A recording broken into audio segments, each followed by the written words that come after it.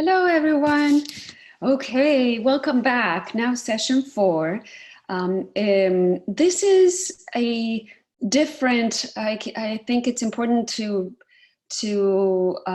note that this is a different kind of session, and every one of you will have to tailor the session and what you focus on depending on whether you already have the assessments, if the students have the assessments, the IDGs in Spanish or not. And so this is not to train or teach every part of the assessment for you, but the concepts of child language proficiency assessment and child language and literacy development assessments, an example of one that is sound. So we're not saying this is the one you have to use afterwards, after the session is over, after these courses are over, but these are examples of what sound assessments look like and the difference between knowing how much language they know and how their language and literacy progresses. So we have also other questions that can be used with families when the teachers don't speak the languages of the children and the families. Then we'll look at classroom quality, understand a little bit of how do you measure quality. And each one of you, when you get to session 4, will be very different from each other. So let's ask questions, ask Imelda so that she can touch base with us and we can strategize. We'll know at the end of next week if we get the grant or not, to see if we can buy it for everybody, which would be ideal. Okay, so to walk you through this, remember to Zoom. The focus is assessments. We will connect first with the other session where they had to work on their personal reflections. Then we'll focus on the child's language proficiency in home language and English. Then the development of their home language. In this case, we're focusing also on Spanish, and on literacy development. Then classroom quality, coaching, the tool that we're developing here, and then any questions. So this is when we gather, we talk about the experience of writing about their personal reflection and the importance of understanding that our personal biases based on who we are, what we've seen, what we've lived, in what conditions.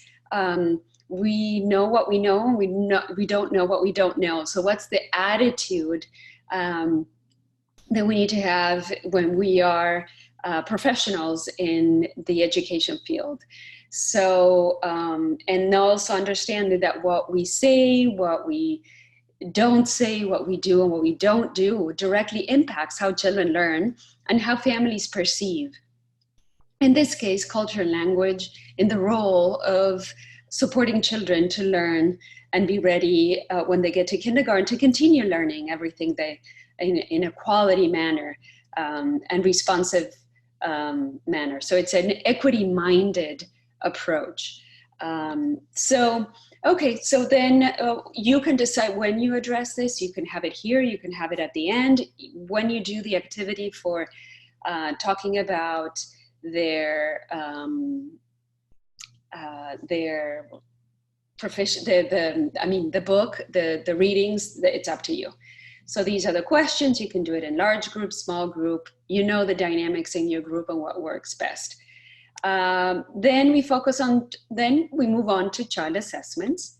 So it's at the child level. And yes, they're using the DRDP. And here we are not going into teaching the DRDP. It's an observational tool.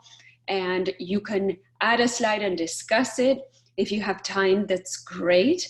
But really here, what we're looking at is the importance of having standardized tools that are appropriate, culturally, linguistically appropriate to the population we serve.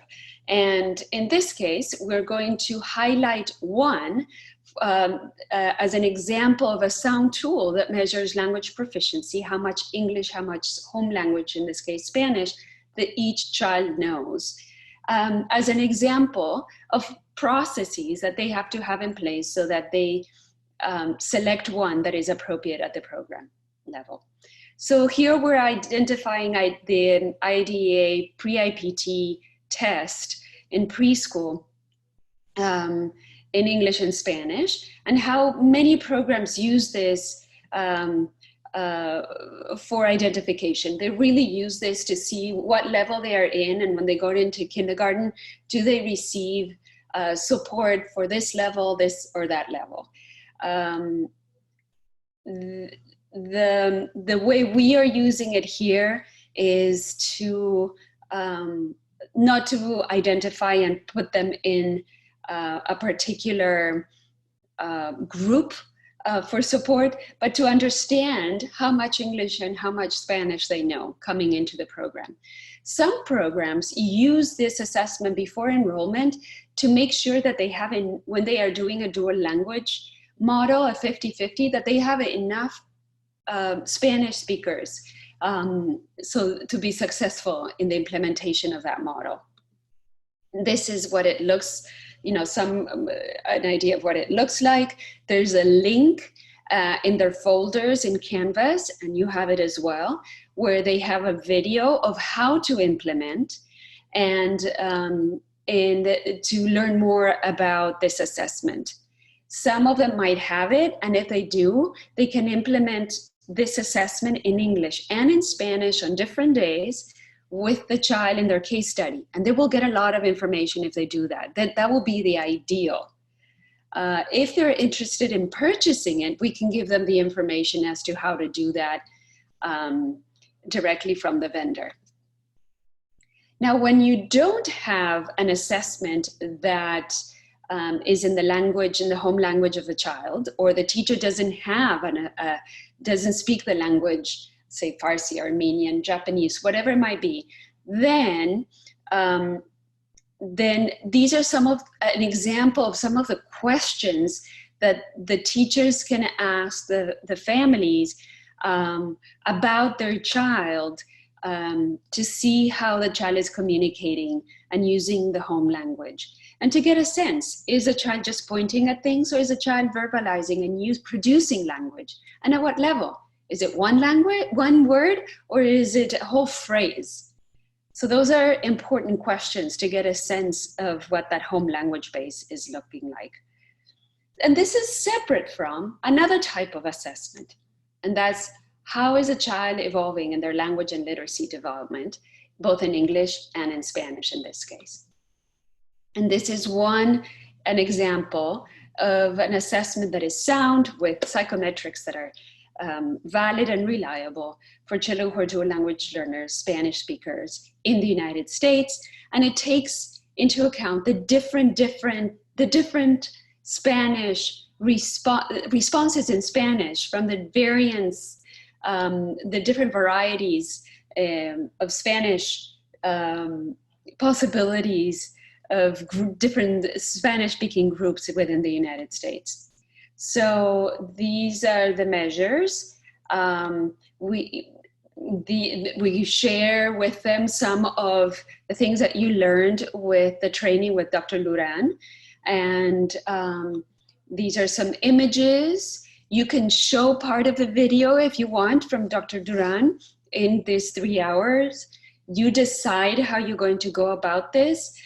You can do it yourselves. You can add more. If the students have the assessment, you can dedicate the time to viewing the video together, or you doing this. So these are some examples of the slides to describe how it works. So you can walk them through. After this, we focus on classroom quality assessments. So here is when we dedicate time to focusing on the understanding of the different assessments that they use, like the Eckerts, the class, and why they fit or don't fit in the context of understanding quality for children who are dual language learners. So we start with class.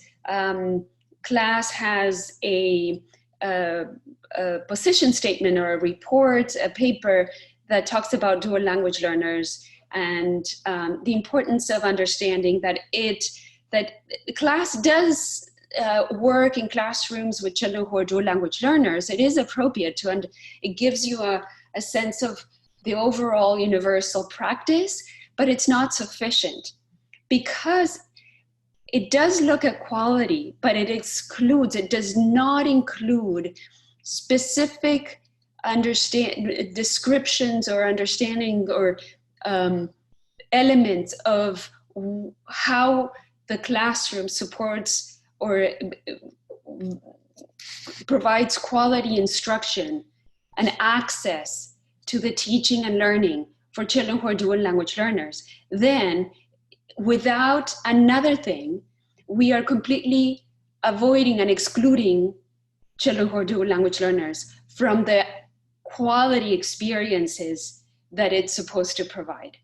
So what they say is that you need your own DLL supports tool to measure quality for children who are dual language learners. So what do we mean by quality? Meaning that those children who are dual language learners have access to the instruction, to the opportunity, just like everybody else, and it's effective. We want to make sure that it's effective.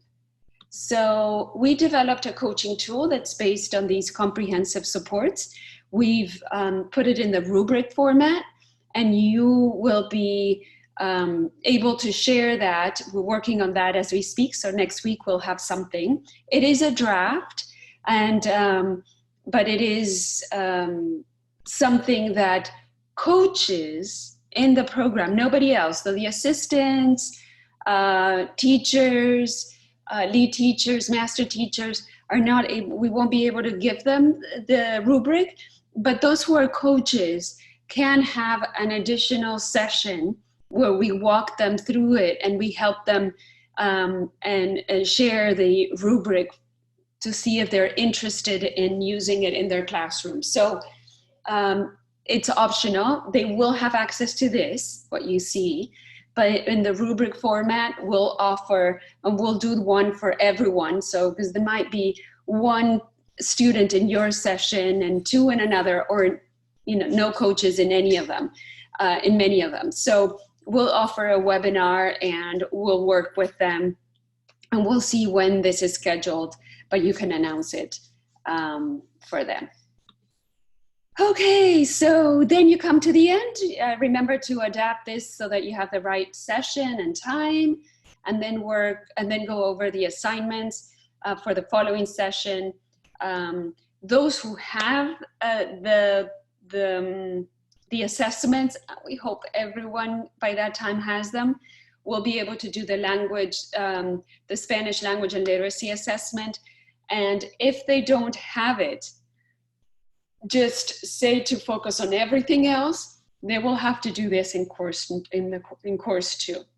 So what I ask of you is, if you're already almost starting this, change what is required for the first session or second session on environments. So ask here, you can change it and ask that they take pictures of their classroom environment, and so that they're ready for the next session, the next course. So it's the pre and the post. They're going to have photos of the classroom environment and maybe some of the areas. So think about 6 pictures each that show, so that they can demonstrate, okay, this is what it looked like at the beginning. And then once you focus on environments and they do the activities where they have to incorporate the supports, then they take pictures again and they show how it's changed.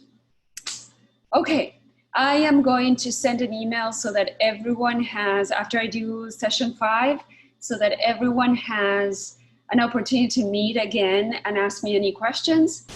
So I think that next, it will be sometime, not this week, but the following week. Thank you.